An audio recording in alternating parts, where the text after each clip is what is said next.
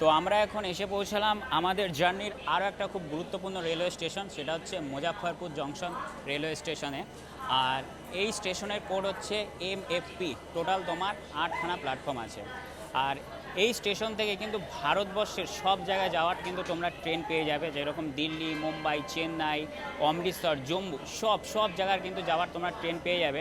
আর আমাদের এই বাঘ এক্সপ্রেস এখন কত ঘন্টা দেরিতে চলছে আমি তোমাদের জাস্ট একবার দেখাই।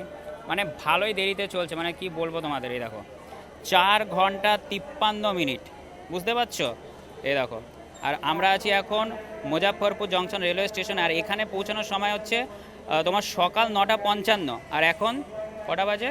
দুটো তোমার প্রায় 54 বাজতে যায়।